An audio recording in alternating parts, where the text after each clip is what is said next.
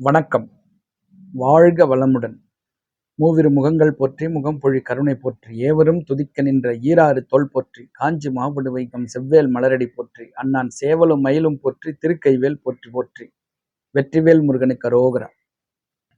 பணக்காரராக மாற வீட்டில் செய்ய வேண்டியது, அதை பற்றி தான் நம்ம இப்போ பார்க்க போகிறோம். நிறைய பேர் வீட்டில் பணம் சேரணும், நான் பணக்காரனா மாறணுன்றதுக்காக வேண்டி பணம் கொடுக்கும் வாஸ்து மீன் அப்படின்னு சொல்லி நிறைய விற்கிறாங்க. வாஸ்து மீன் நீங்க வீட்டில் வளர்த்தீங்கன்னா பணம் வரும் அப்படின்னு சொல்லி. வாஸ்து மீன் நீங்க வீட்டில் வளர்த்தீங்கன்னா உங்களுக்கு பணம் கொடுக்கும் அப்படின்னு. அதனால நிறைய பேர் வீட்டில் பார்த்தீங்கன்னா சின்ன தொட்டி, சின்ன ஒரு கண்ணாடி குடுவை மாதிரி இருக்கும், அதுல மீன் விட்டு வளர்த்துருப்பாங்க. கேட்டா இது வாஸ்து மீன் சொல்லுவாங்க. வாஸ்து மீன் வளர்த்தா பணம் வரும்னு சொல்லுவாங்க. இன்னும் ஒரு சில வீட்டில் பார்த்தீங்கன்னா ஒரு சின்னதா தொட்டி வச்சிருப்பாங்க. இன்னும் வசதி படைச்சவங்க பார்த்தீங்கன்னா பெரிய தொட்டி வச்சு நிறைய மீன் அதில் விட்டுருப்பாங்க.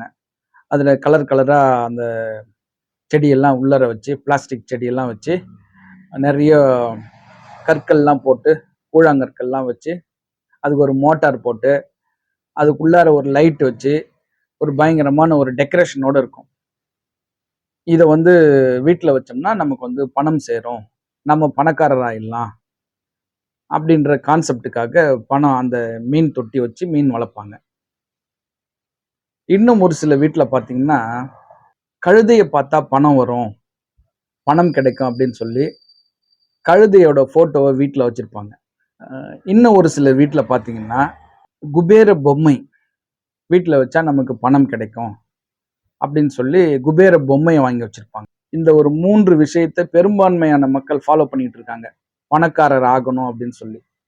ஆனா இந்த 3 விஷயத்துக்கு பின்னாடி ஒரு மிகப்பெரிய ரகசியம் இருக்கு. அந்த ரகசியத்தை மக்கள் யாருமே புரிஞ்சுக்கலன்னு தான் நான் நினைக்கிறேன். கேட்டா பணம் வரும் பணம் வரும்னு சொல்றாங்க. எப்படி பணம் வரும்? இப்போ வீட்டுல வாஸ்து மீன் வளர்த்தா பணம் வருமா? நிச்சயமா வரும். யாருக்கு வரும்னா அந்த மீன் தொட்டி விற்கிறவனுக்கு பணம் வரும். அந்த வாஸ்து மீன் சொல்லிட்டு விற்கிறாங்களே அவங்களுக்கு பணம் வரும். அதுக்குள்ளார கல்லு, அந்த செடி, இதெல்லாம் விற்கிறவங்களுக்கு பணம் வரும். ஆனா வீட்டுல வச்சுக்கிறவங்களுக்கு பணம் வருமானா நிச்சயமா வராது. அப்புறம் ஏன் சார் மீன் தொட்டி வீட்டுல வச்சு மீன் வளர்க்குறாங்க, பணம் வரும்னு தானே வளர்க்குறாங்கன்னு நீங்க கேட்கலாம். இந்த இந்த தொட்டி, இந்த மீனுக்கு பின்னாடி ஒரு ரகசியம் இருக்கு. அது என்னன்னா,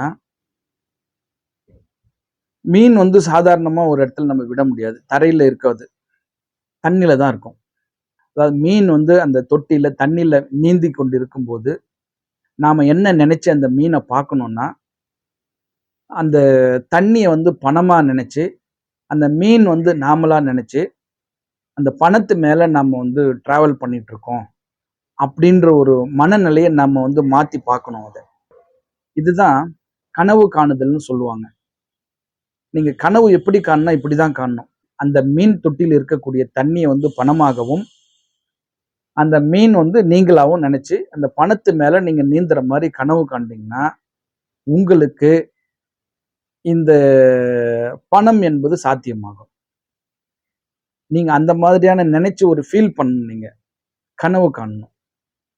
2வது விஷயம் நம்ம என்ன பார்த்தோம்னா, கழுதையை பார்த்தா பணம் வரும் அப்படின்னு சொல்லிட்டு வீட்டுல நிறைய பாத்தீங்கன்னா ஒரு போட்டோ மாதிரியே போட்டு வச்சிருப்பாங்க, 2 கழுதைகள் இருக்கிற மாதிரி.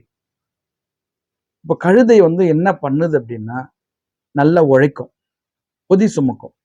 சுமந்துக்கிட்டு போனாதான் கழுதைக்கு சாப்பாடு போடுவான் அந்த கழுதையை வளர்க்குறவன். இப்போ அது கழுதை யார் யூஸ் பண்ணுவாங்க அப்படின்னா, இந்த காலத்துல இப்ப யூஸ் பண்றாங்களா என்னன்னு தெரியல. ஒரு 30 வருஷத்துக்கு முன்னாடிலாம் துணியை துவைக்கணும் அப்படின்னா ஆத்துல தான் தண்ணி இருக்கும், குளத்துல தான் தண்ணி இருக்கும். ஸோ அந்த இடத்துக்கு ஊர்ல இருக்கக்கூடிய மக்களுடைய துணியெல்லாம் சேர்த்து அந்த துணியை துவைக்கிற மக்கள் தூக்கிட்டு போகணும். ஒன்று ஆற்றங்கரைக்கு போகணும், இல்லைன்னா குளத்துக்கு போகணும்.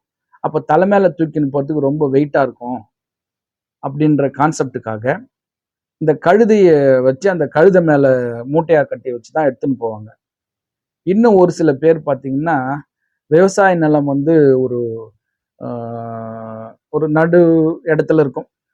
அதாவது வண்டி வாகனங்கள்லாம் போக முடியாத விவசாய நிலம் இருக்கும்போது அந்த விவசாய நிலத்துக்கு பொருட்களை எடுத்துன்னு போகணும். அதாவது உரம் எடுத்துன்னு போகணும்.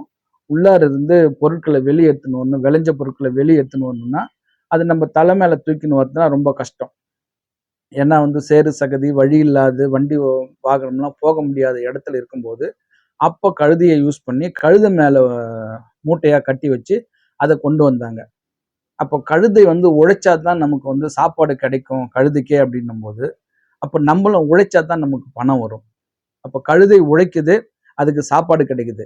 அப்போ நம்மளும் உழைச்சா தான் நமக்கு சாப்பாடு கிடைக்கும். எப்படி சாப்பாடு கிடைக்கும்? பணம் வரும். பணம் வந்தா நமக்கு சாப்பாடு கிடைக்கும்.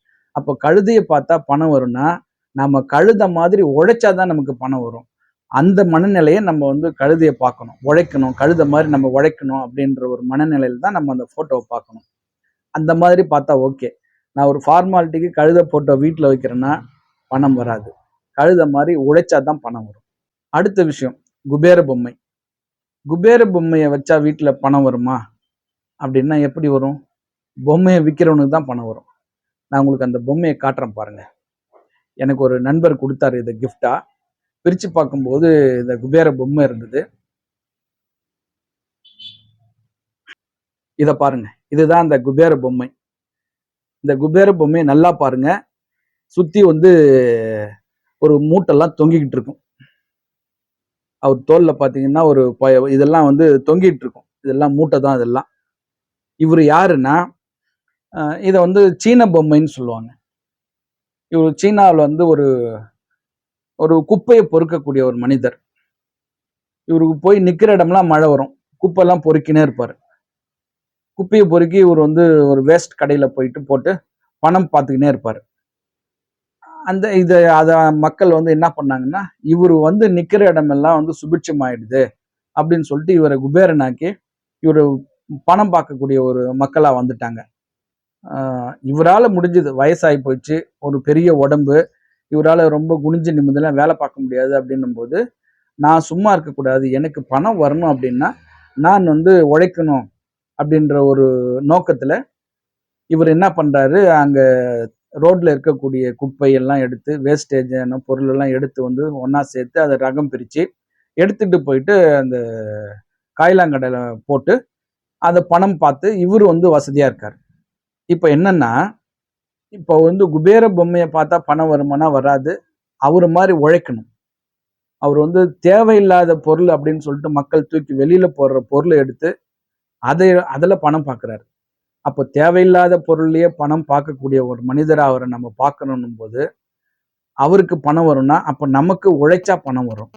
இந்த 3 விஷயமே நமக்கு என்ன சொல்லுது அப்படின்னா, கனவு காணுங்க. அந்த கனவை அச்சீவ் பண்ணா நீங்க உழைக்கணும். உழைப்பு தான் உங்களுக்கு பணத்தை கொடுக்கும். இந்த மாதிரியான பொருட்கள்லாம் நீங்க வாங்கி வச்சீங்கன்னா பணத்தை கொடுக்காது என்பதற்கு சிம்பாலிக்கா சொல்ற விஷயம் தான் இது. பட் நம்ம மக்கள் அதை வாங்கி வச்சுக்கிறாங்க. ஆனா உழைக்கிறாங்களா என்னன்னு தெரியல. உழைக்கிறவங்களுக்கு நிச்சயமா பணம் வந்து கொண்டுதான் இருக்கிறது.